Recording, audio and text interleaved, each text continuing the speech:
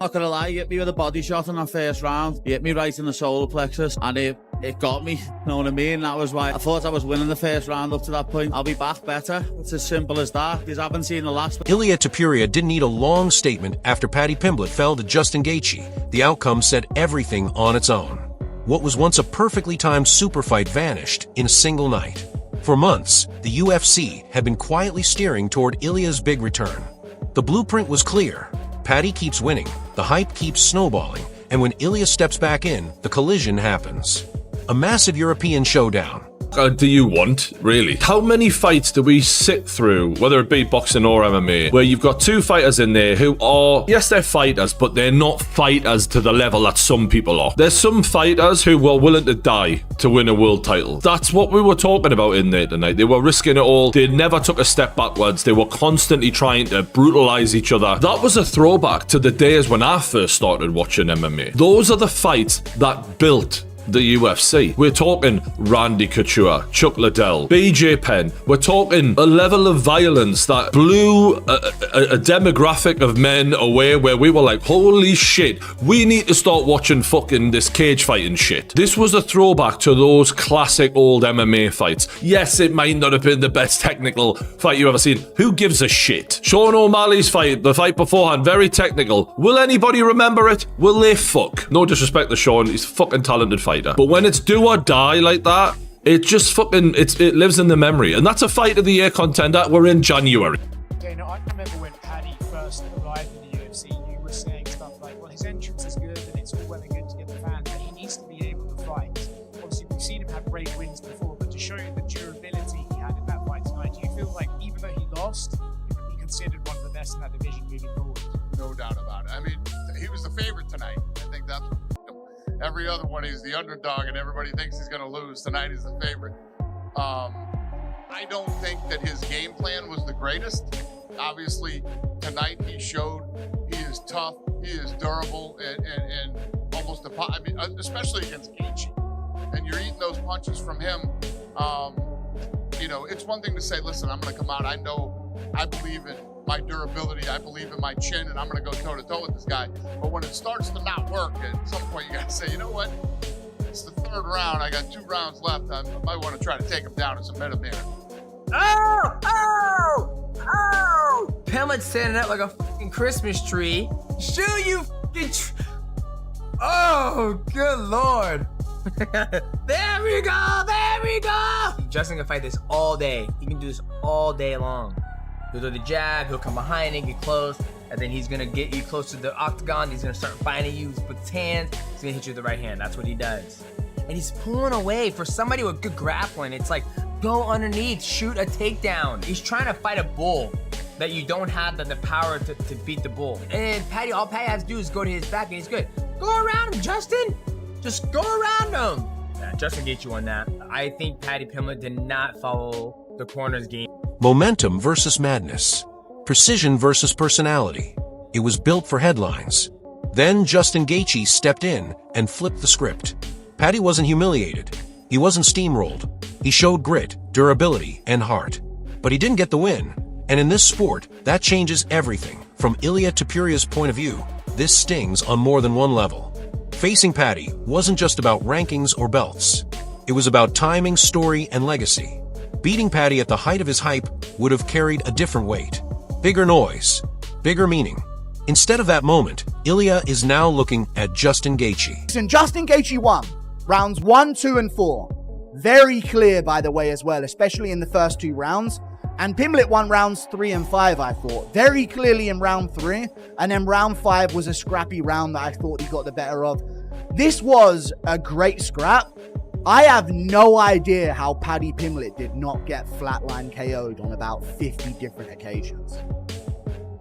If he lost, yes, he did lose. And if he lost any stock from this, the one saving grace is that he's been saying for a long time, we don't get knocked out, lad. And that would be the worst thing to happen to him. If he got KO'd in one of these fights badly, that would just be his ridicule forever.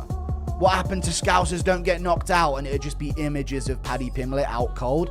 I have no idea how he didn't get flatlined in this fight. Justin Gaethje was cracking him with so many overhand rights And the worst part was, it's not even like you were understanding why he took the shot so well. Oh, he was rolling with that one. Oh, he tucked into that one a little bit. He saw it coming. I could see the shots coming. I was wincing while Gaethje was loading up because you could see Pimblett leaving exchanges with his chin up in the air and just getting his whole jaw spanned. And somehow he's still in the fight and throwing back. Absolutely crazy fight. Justin Gaethje started very slow, but picked it up towards the end of round 1 with a big knockdown against the cage. It should be mentioned, even though it's going to be seen as biased for me to bring this up, I bring up fouls in every fight breakdown I do. I know I wanted Paddy to win, but I am going to bring up the fouls. Gaethje fought very fucking dirty in this fight. A lot of eye pokes, a groin shot as well. I think Paddy Pimblett had a groin shot that he landed too, but that was towards the end of the fight where it was just an absolute mess of a scrap between the two of them. He delivered in the main event, it's capped off with a war. Just give us your thoughts on Justin Gaethje and Paddy Pimblett delivering a 5-round battle. Yeah, I mean, what a couple. So Paddy Pimblett at the weigh-ins yesterday says, I'm going to knock this motherfucker out tomorrow. And I was like, that's interesting.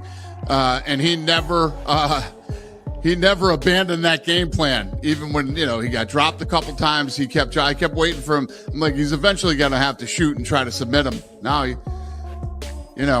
I didn't know Paddy Pimblett had a chin like that till tonight. And, yeah, absolute dogfight in a war, and much respect to both guys.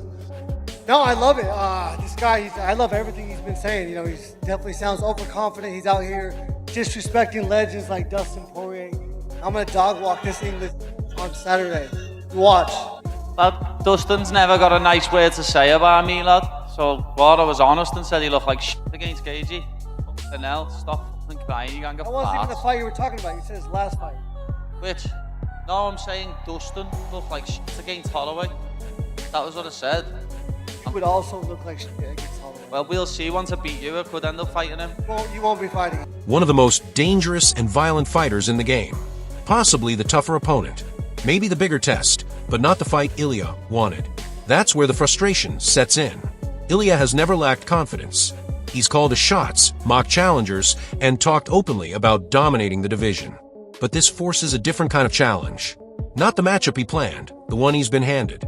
And stylistically, it's night and day. But after the show, we were just talking, and he looked me dead in the eye, and he goes, I'm going to be one of the biggest stars in the UFC. A year before his debut. And I just thought, yeah, maybe. I thought, looking at his skill set, I thought, you know what? You've got a long way to go to get to that elite level, but there's something about him. But I don't know if I fully believed it, but he did. And it's that belief that puts you into positions like this, because yes, he lost the fight, but there was a period where when Paddy had that iffy decision, people thought he didn't belong anywhere near a Justin Gaethje, and he's come on a long way. And I think he can look at this fight one of two ways. He can get downhearted and think, well, I didn't win, or he can think, well, it was my first go at it. I've got a lot to learn. Look at the likes of Michael Bisping. You've got to keep fucking coming in order to get your hands on that gold at some point. And that was the first time Justin Gaethje's gotten to 5 full rounds. And I think Paddy proved a lot to a lot of haters out there that, like, look, all right, you might not like him, whatever. He's got fucking balls and he's willing to fight to the bitter end. Paddy represented chaos, scrambles, and unpredictability.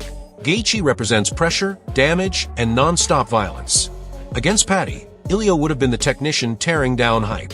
Against Gaethje, he has to survive a war. Fans see it. Analysts see it. Ilia knows it too. That's why the response hasn't been celebration. It's been adjustment. This wasn't the road he imagined, but here's the hard truth. Champions don't get easy paths. And if Ilia wants to prove he truly rules the division, beating Justin Gaethje might speak louder than beating Paddy ever could. Still, the disappointment lingers.